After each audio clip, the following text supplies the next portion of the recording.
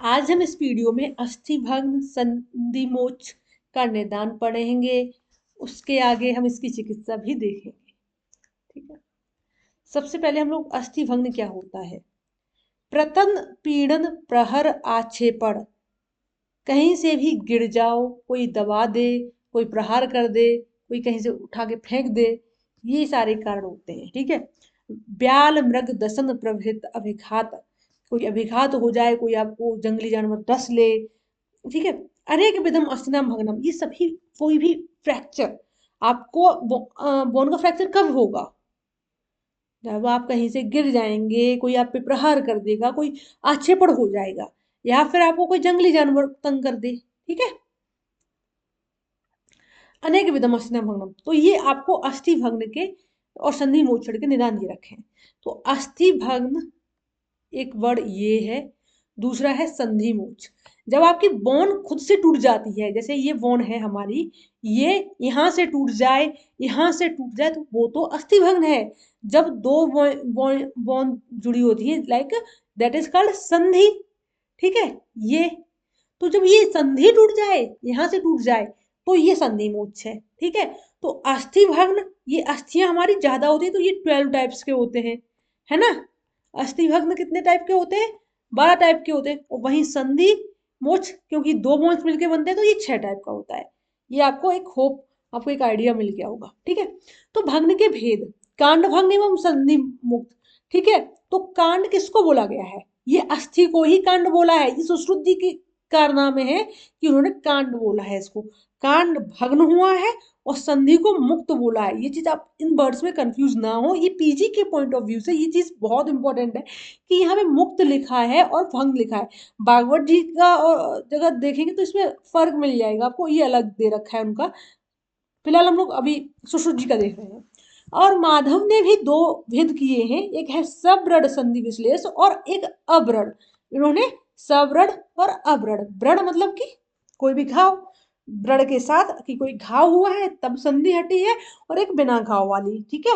ये है माधव जी के। तो संधि मुक्त, जैसा कि हम लोग जानते हैं, ये रही हमारी फीमर, ये रही हमारी टिबिया एंड फिबुला, है ना।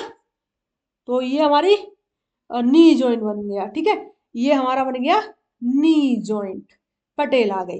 ठीक है। तो जब यहां से ये संधि मुक्त जब यहां से टूट जाती है, यहां से फ्रैक्चर होता है, तो वो होता है संधि मुक्त। ठीक है। तत्र प्रसारण अंकुचन, अब यहां से जब प्रसारण अंकुचन क्या होता है, जब आपको भी पता होगा, आपका पैर का जॉइंट दूर ले जाते हैं तो प्रसारण, अंकुचन जब पास लाते हैं। वैसे ही हाथ का एल्बो जॉइंट, है ना, इसको अगर आप ह्यूमरस मान ले, इसको रेडियस अल्ला मान ले, तो ये वाला। तो प्रसारण अंकुचन समझ में आ रहा है। तत्र प्रसारण अंकुचन विवर्तन आक्षेपण, अशक्ति उग्र रुजत्तम, आपकी शक्ति खत्म हो जाएगी। जैसे मान लो आपका जॉइंट खत्म हो गया, टूट गया है, तो फिर आप में शक्ति नहीं रहेगी। आपके उग्र रुजत्तम, आपको बहुत तेजी से दर्द होगा। स्पर्श असहतम, कोई आपको छू लेना, जोर से चीखोगे आप। स्पर्श असहतम, आपको स्पर्श वो सहन नहीं होगा, सहन नहीं हो जाएगा। सामान्यम संधि मुक्त लक्षण मुक्तम, ये सामान्य लक्षण है संधि मुक्त के। ठीक है। ये संधि आपकी टूट गई, ये आपको पता चल जाएगा। तत्र प्रसारण अंकुचन विवर्तन आक्षेपण अशक्ति उग्रजत्तम स्पर्श असहत्व चेति सामान्यम संधि मुक्त लक्षणम। संधि मुक्त के भेद कितने दे रखे हैं, 6। जैसा कि मैंने आपको बताया कि हमारी संधियां कम होती हैं और अस्थियां ज्यादा होते हैं, इसीलिए यहाँ संधि मुक्त के तो 6 भेद दे रखे हैं। उत्कृष्ट विश्लेष विवर्तितम अतिक्षिप्त अपक्षिप्त तिर्यक्षिप्त। वहीं अगर हम लोग कहें कांड, तो कांड क्या होती है, बोन, कोई सी भी बोन हो सकती है, ये लो बोन। ठीक है। तो कांड भग्न यहां से हो सकती है, कैसे भी हो सकती है। इसके भेद है ना 12 दे रखे हैं। कर्कटक अश्वकर्ण चूर्णित विच्छिद अस्थि छल्लित कांड भग्नम मज्जानुगत अतिपातित वक्र छिन्न पाटित स्फुटित। ठीक है। आगे देखेंगे। पहले हम लोग अभी संधि मुक्त जो 6 भेद दे रखे हैं उन चीज को देख ले रहे हैं। ठीक है। तो क्या होता है, उत्पिष्ट, ये वर्ड याद रखेंगे, उत्पिष्ट। ठीक है। संधाव उभय तो सोफो वेदना प्रादुर्भाव, इसमें क्या होता है, संधि के दोनों पार्श्व में शोथ और वेदना। ठीक है। उभय तो मतलब कि दोनों में, दोनों पार्श्व, दोनों साइड। संधा उभय तो मतलब दोनों साइड, सोफो, सूजन भी होगी, सोफ यानी कि सूजन। ठीक है। संधि के दोनों साइड सूजन होगी और वेदना भी होगी, दर्द भी होगा हमारा। ठीक है। संधाव। ठीक है। नाना प्रकार वेदना, बहुत तरह की वेदना, बहुत ज्यादा वेदना हुई। रात्रौ प्रादुर्भवन्ति। ठीक है। तो ये जो रात्रु, ये वाला वर्ड है ना, ये इंपॉर्टेंट है पीजी पॉइंट ऑफ व्यू से। डायरेक्ट ये दे देंगे, रात नाना प्रकार वेदना रात्रौ प्रादुर्भवन्ति। ये किस में मिलता है बताओ, ऑप्शन डालेंगे जा। उत्कृष्ट, विश्लिष्ट, विवर्तम, तो हम देखेंगे, हम ट्रिक से अभी हम लोग कर ले रहे हैं कि कैसे उस टाइम इतने सारे ऑप्शंस में से हम लोग कैसे टिक करके आएंगे। उत्कृष्ट, उत मतलब कि ऊपर। ठीक है। इसमें भी रात्रि में कब कब उठते हैं, जब बहुत ज्यादा दर्द होता है। तो हमें ये वर्ड याद रखना है कि उत मतलब कि ऊपर उठ जाते हैं। कब उठते हैं, रात्रि में जब दर्द होता है, कब, रात में उठते हैं। ठीक है। तो ऐसे याद रह जाएगा। नेक्स्ट देखते हैं, विशलिष्ट, अल्प सोथ वेदना, इसमें अल्प है। ठीक है। वेदना सातत्यम संधि विक्रिया च, सोच कम है, वेदना सातत्यम मतलब कि लगातार। ठीक है। लगातार वेदना, ये वाला वर्ड आएगा आपका। आपको देखना है कि वेदना सातत्यम, लगातार, विशलिष्ट में, संधि विक्रियम, और उस जॉइंट से आप काम नहीं कर पाओगे। ठीक है। तो कैसे याद रहेगा कि भैया, ट्रिक अगर लगाएं भाई, कैसे मैं टिक करके आऊंगी भाई, विशलिष्ट में यही वेदना सातत्यम लिख के आएगा, भाई यही टिक करके आऊंगी, विशलिष्ट है ये। तो देखते हैं कि भाई सातत्यम मतलब लगातार। तो कोई मान लो कोई लिस्ट है पर्टिकुलर, उसमें आपका नाम लगातार आ रहा है, आप शोर मचा रहे हो, विशेष नाम आपका आ रहा है किसी लिस्ट में, मतलब कि वेदना, तो आपको दर्द भी लगातार होगा। ठीक है। लिस्ट यानी कि लिस्ट से ले सकते हो सातत्यम, ये ट्रिक है। याद करना चाहो कर लो, आप डायरेक्ट भी याद रख सकते हो। ठीक है। विभक्तितम। ठीक है। विभक्तितम में क्या है, संधि पार्श्व आगमनात् विषम अंगता वेदना चा। विभक्तितम में संधि के एक पार्श्व में जाने से अंग में विषमता आ जाती है। जैसे मान लो ये जॉइंट है ना अपना, मैंने बताया था, ये लो भाई ह्यूमरस, ये हो गया रेडियस अल्ना। ठीक है। अब क्या हुआ, संधि के एक पार्श्व में जाने से, और ये मान लो थोड़े से इस साइड खिसक गए, तो होगा क्या, आपका हाथ टेढ़ा हो जाएगा, अंग में विषमता आ जाएगी, आप कहेंगे भैया मेरा हाथ टेढ़ा हो गया। ठीक है। तो ऐसा कब होता है, जब बीवी पिटाई करती है तो आपका हाथ टेढ़ा कर देगी, बी बी। ठीक है। तो विषम अंगता किसमें होगा, संधि पार्श्व गमनात विषम अंगता, इसमें याद रखना है हमें, विषम अंगता, कि भाई बीवी ने पिटाई की तो फिर विषम अंग हो गया, तो विभक्तितम, विभि, विभ, विषम अंगता, ये सिर्फ ट्रिक है, आप डायरेक्ट याद रख सकते हैं। विभक्तितम में संधि पार्श्व गमनात विषम अंगता वेदना चा, इसमें दर्द तो होगा ही, दर्द तो सभी में होता है, कभी भी बोन बोन फ्रैक्चर हो या फिर जॉइंट का फ्रैक्चर हो, आपके दर्द तो होगा ही। अब देखते हैं नेक्स्ट, अतिक्षिप्त। अतिक्षिप्त में क्या होता है भाई, अतिक्षिप्त में क्या होगा, संधि अस्थि अतिक्रांतता वेदना चा, संधि की दोनों अस्थियां दूर दूर हो जाती हैं। जैसे ये रही आपकी ह्यूमरस, ये रही आपकी रेडियस अल्ना, है ना। ठीक है। अब इसमें क्या होगा, अतिक्षिप्त में इसकी दूरी बढ़ जाएगी। मान लो अब आपकी जो ह्यूमरस वहां से स्टार्ट थी, ये यहाँ पे आ गई, और ये आपकी रेडियस अल्ना यहाँ पे आ गई। ठीक है। ये नीचे आ गए, तो हुआ क्या, आपका जो जॉइंट एक बड़ा छोटा सा था, पहले इतनी दूरी थी, और अब आपकी दूरी इन दोनों के बीच की बहुत ज्यादा, ये देखो इतनी ज्यादा बढ़ गई, ये जॉइंट ऐसा बन गया। तो हुआ क्या, इसमें अति, किसी चीज की अति, यहाँ पे अति किस चीज की हुई है, यहाँ पे अति हुई है अस्थियों के दूर जाने जाने की, दूर चली गई अस्थियां। संधि अस्थि अतिक्रांतता, अति हो जाए जिसमें, संधि अस्थि की अतिक्रांतता, संधि अस्थि आपस में दूर दूर चली गई, तो अतिक्षिप्त हो जाएगा संधि अस्थि अतिक्रांतता। ठीक है। वेदना च, वेदना तो होती है सब में। अब क्षिप्त मतलब संधि विश्लेषण तथा तीव्र रुझान, संधि का विश्लेषण हो जाएगा इसमें। इसमें बड़ा याद रहेगा, रखना है हमें, संधि विश्लेष, विश्लेष मतलब कि अवक्षिप्त। ठीक है। इसका वी याद रख सकते हो अपन, माना मैंने इसका वी याद रख दिया, और इसका अवक्षिप्त, वाह वाह। तिर्यक क्षिप्त मतलब तिर्यक तो पता है, सबको पता है कि भाई टेढ़ा, तो क्या होगा, त्वक अस्थि पार्श्व गमनम अत्यंत वेदना चा, इसमें क्या होगा, एक अस्थि पार्श्व में सरक जाती है और अत्यधिक वेदना करती है। ये थी अपनी साइड से, ये अपनी बोन थी भाई, अब भाई साइड से सड़क गई है और ये तिर्यक हो गई। ठीक है, तिर्यक का मतलब टेढ़ा, साइड से चली गई। ठीक है, तो वो हो गई, अरे भाई क्या हो रहा है, ये हो क्या रहा है।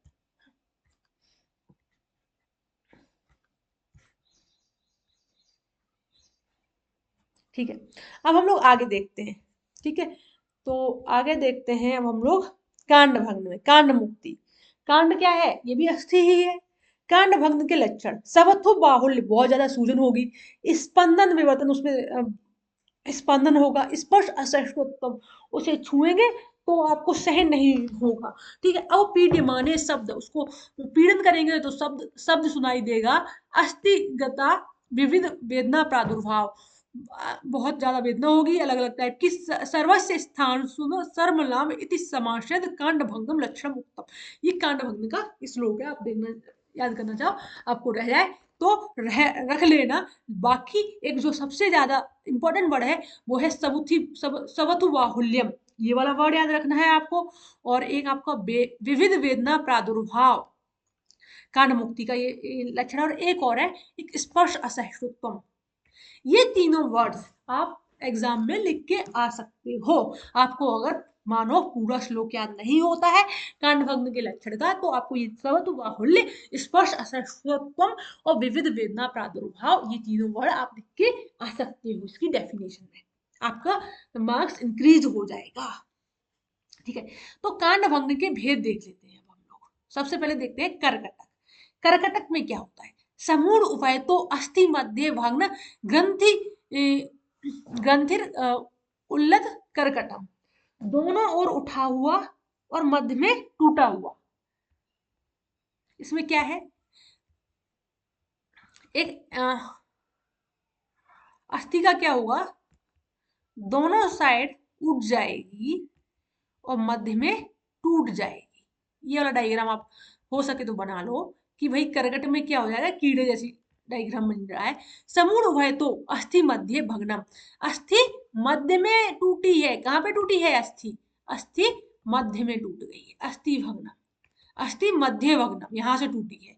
समूढ़ भय तो ग्रंथि ग्रंथिर उल्लित करकटम। ठीक है,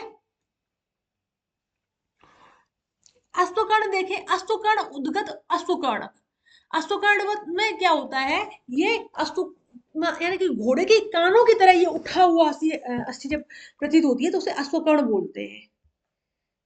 ठीक है, नेक्स्ट देखते हैं हम लोग चूड़ित। चूड़ित में क्या होता है, अस्थि को जब हम लोग स्पर्श करेंगे ना तो उसे शब्द सुनाई देगा, स्पर्श से मानम शब्दवत, ये शब्दवत वर्ड आपको याद रखना है। जैसे ही आप अस्थि को छुएंगे तो आपको शब्द सुनाई देगा। ठीक है, तो ये चूड़ित है। इस पिच्छित, पिच्छित में क्या होता है, इसमें पिच्छित प्रथुता गतम अल्प सोफम,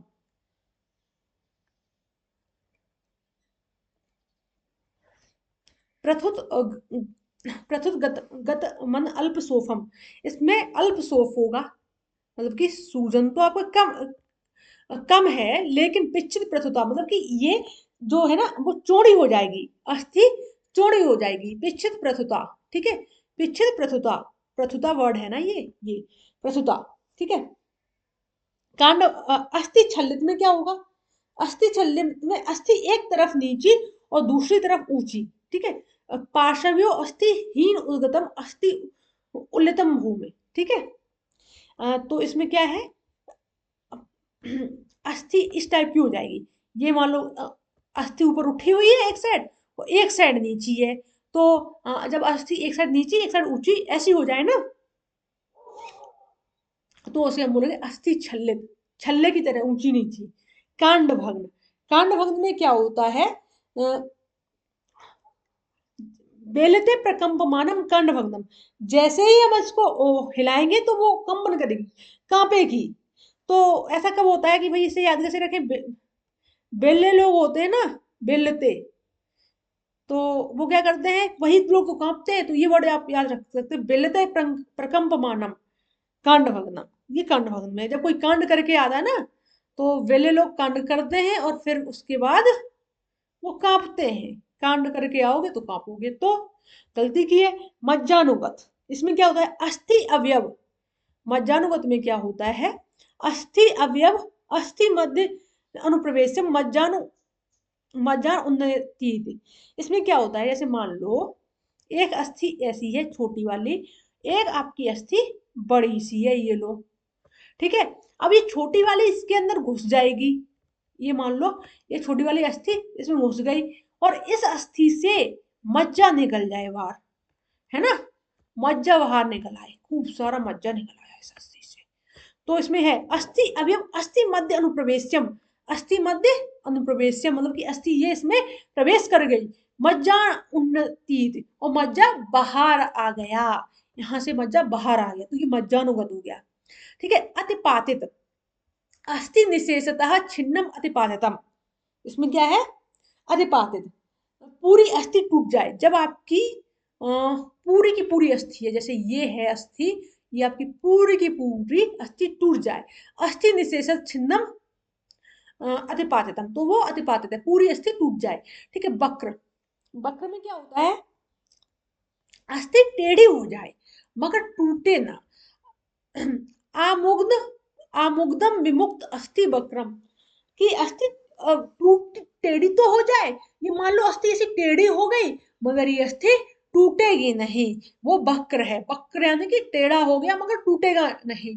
अमुग्न विमुक्त अस्थि वक्रम, ठीक है। छिन्न में क्या होगा, एक तरफ से अवशेष दूसरी तरफ से टूट जाए। अन्यत अन्य अन्यतर विशिष्ट छिन्नम, एक साइड से तो सही बनी रही है अस्थि, जैसे एक साइड से तो बिल्कुल ठीक है, और दूसरी साइड इस साइड से जैसे मानो टूट गई, और इस साइड से बिल्कुल सेफ है, ठीक है, ठीक है। पाठित में क्या होता है, छोटी छोटी बहुत सारी दरारें पड़ जाएं, ये अस्थि में बहुत सारी छोटी छोटी सी, जैसे एक बड़ी सी अस्थि ले लो, ये रही हमारी अस्थि बड़ी सी, और इसमें मान लो छोटी छोटी सी दरारें पड़ जाएं, इस अस्थि में छोटी छोटी खूब सारी दरारें पड़ जाए, तो इसको क्या कहेंगे हम लोग, इसको हम लोग पाटित बोलेंगे। एक अस्थि है उसमें अणुवहो विदारितम वेदनाश्च, पाटित में छोटी छोटी दरारें पड़ जाएंगी। और स्फुटित में क्या होगा, सुखपूर्ण, सुपूर्णा में वाधमातम विपुल स्फुटीकृत स्फुटितम इति, इसमें धान्य के सूखों के से पूर्ण, पीड़ा कारक और अधिक फटा हुआ अस्थि हो जाता है। सूखपूर्ण, ये वाला वर्ड आप कह सकते हैं, सूखपूर्ण, पूर्णा में भामत विपुलम स्फुटीकृतम स्फुटितम, ये स्फुटित का हो गया। अब हम लोग देखते हैं साध्य भंग। मध्यम आयु की तीन अवस्थाएं होती हैं, एक बाल, युवा और प्रगल्भ, प्रौढ़ अवस्था। इनमें हुआ भग्न साध्य होता है, कि मध्यम आयु जब होती है ना, बाल, युवा और प्रगल्भ, इनकी जो होता है वो साध्य होता है इनका। अब कृच्छ साध्य भग्न कौन सा होता है, अतिपातित, चूड़ित, छिन्न, मज्जानुगत, भग्न, श्वास रोगी, कुष्ठ, छदछिड़, बालक, वृद्ध के भग्न, ये सभी भग्न कैसे होते हैं, कृच्छ छात्र होते हैं। इसमें ये एग्जाम पॉइंट ऑफ व्यू से अतिपातित, चूड़ित, छिन्न, मज्जानुगत भग्न, ये सारे इंपॉर्टेंट है, ठीक है। आप इसमें श्वास रोगी, कुष्ठ, छदछिड़, बालक, वृद्ध, ये वाले भी याद रख सकते हो। असाध्य भग्न, ये कौन से असाध्य है, कपाल के भिन्न भिन्न, जैसे मान लो कपाल है ना वो भिन्न भिन्न हो गया। कट्टी संधि में संधि मुक्त, और जगन संधि उत्पेष्ट भग्न हो जाए, ठीक है। अब देखो तरुण अस्थियां कौन सी होती है, तरुण अस्थि नम्यते, नलक अस्थि भज्यन्ते, कपाल अस्थि विदीर्ण, विदीर्ण करती है, और रुचक अस्थि स्फुटन, और चल अस्थि स्फुटन करती है। तो ये अस्थियों में कैसे क्या होता है, तरुण अस्थियां हमेशा जैसे त, इसका त याद रख लेंगे अपन, और इसका न, तो तन, ठीक है। तरुण अस्थि नम्यते, नलक में भजनते नव, इसका न और इसका भा, तन नव, नलक अस्थि भजनते का वी, कभी, मतलब कि कपाल अस्थि विदीर्ण, रूचक रूस, ठीक है। रूजक अस्थि का क्या होता है? स्फुटन। और चल अस्थि में स्फुटन, इसमें भी स्फुटन नहीं होता है। तो ये अभी हमने देख लिए भग्न के टाइप और संधिमोच। तो अभी आज का लेक्चर यहाँ पे कंप्लीट होता है। थैंक यू, होप आपको सभी को समझ में आया होगा। Thank you very much. मिलते हैं नेक्स्ट वीडियो में।